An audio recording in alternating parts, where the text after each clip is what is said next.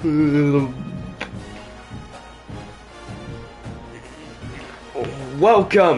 to the weekly update show of college football as we're about to head into week 1.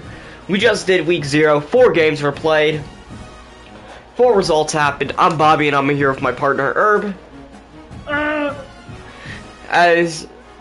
Let's head over to the weekly updates. Alright, so at this point I'll do like highlights and stuff over the week.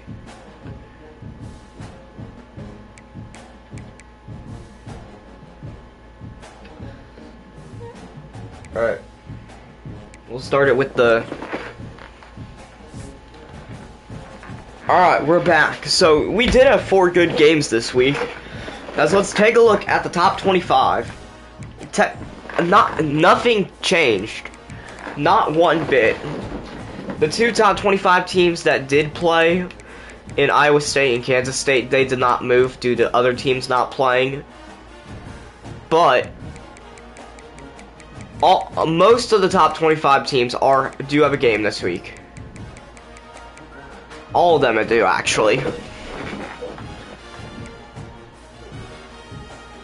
Conference standings we will not worry about, but let's take a look at the Heisman Watch, partner. As you can see, some of the top names in college football: Jeremiah Smith, wide receiver of Ohio State; Ryan Williams, wide receiver of Alabama; Jeremiah Love, running back at Notre Dame; Jordan Tyson, wide receiver of Arizona State; and quarterback Grant Newsomeyer of LSU. We have yet to see any of these players play yet, but they do have games this week.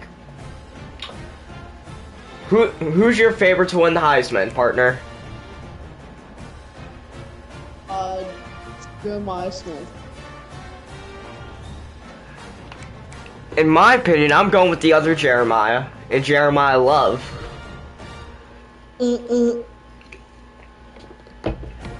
He's a great back, and I could see him doing well this year.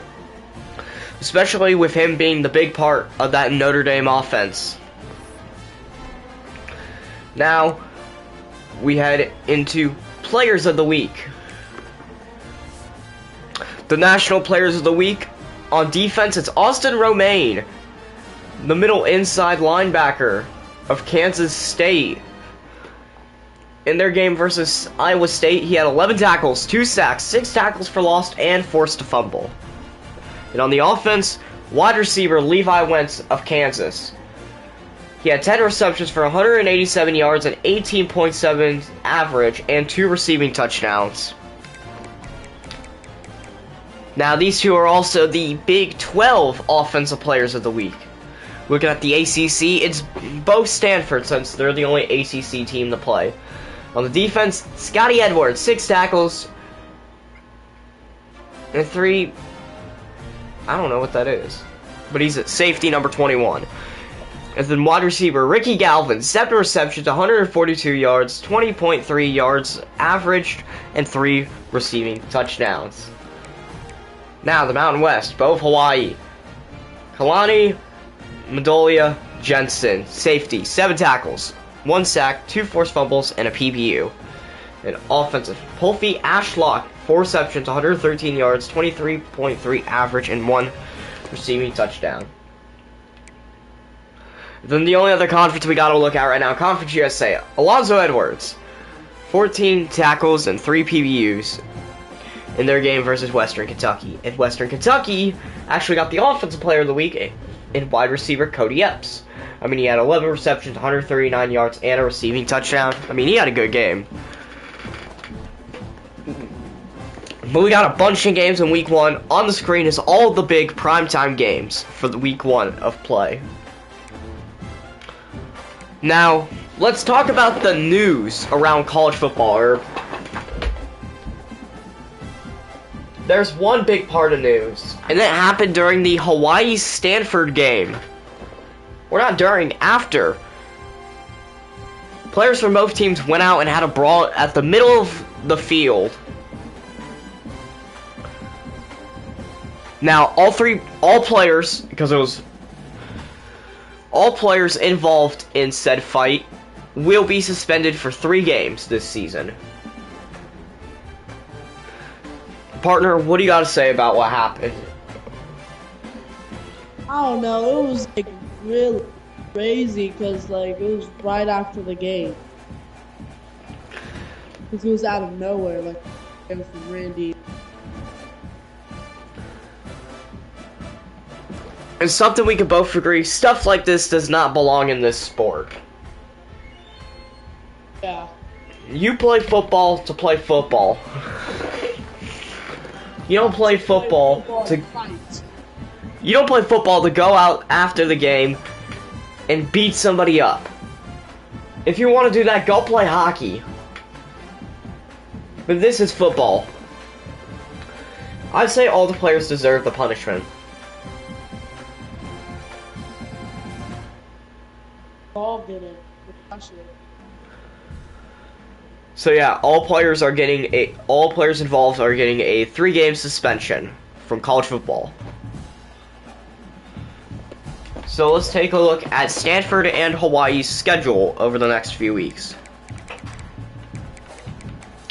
Stanford does not have a game this week, so the players will be suspended for their week 2 game against number 24 BYU, their game against Boston College in week 3, and their game against Virginia in week 4.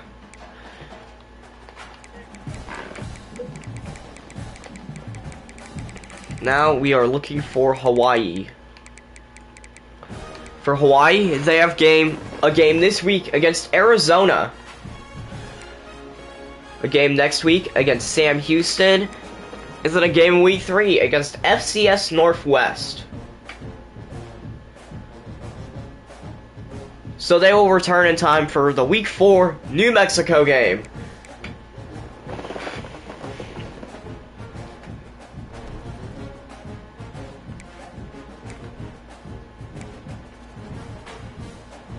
And let's take a look at the national season stats before we sign off.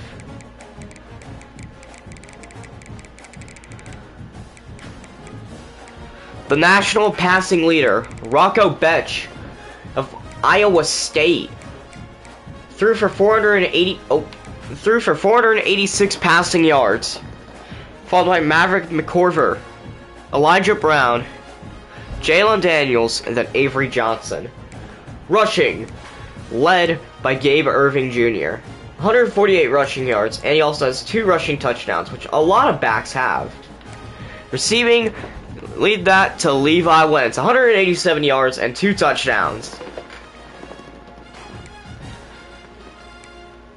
Defense, if you're looking for tackles, Caleb Holloway with 17 tackles leads.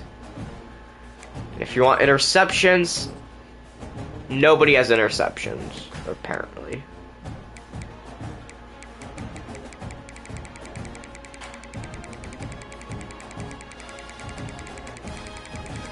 Yeah, no interceptions were thrown at all in week 0, which is surprising. And the best kicker, Laith Marjane of Kansas.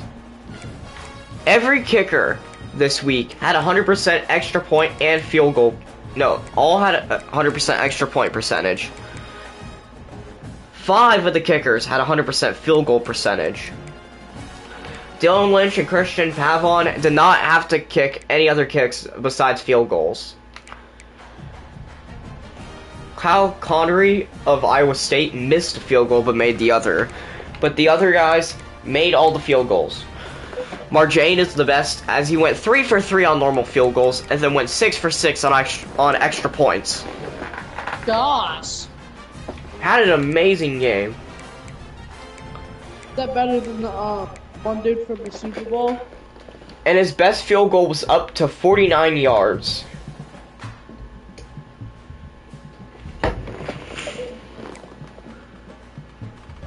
And Clay Lawrence is the best punter, but I don't think anybody really cares about who the best punter is. Best kick return, Lewis Byers of 116 yards, and best punt returner, Marcus Brown with 62.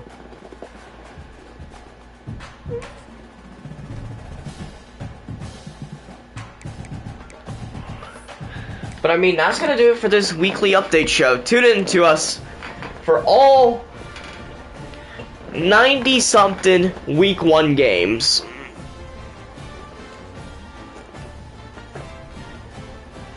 As we will see you all next time. Doses. Deuces. And good night.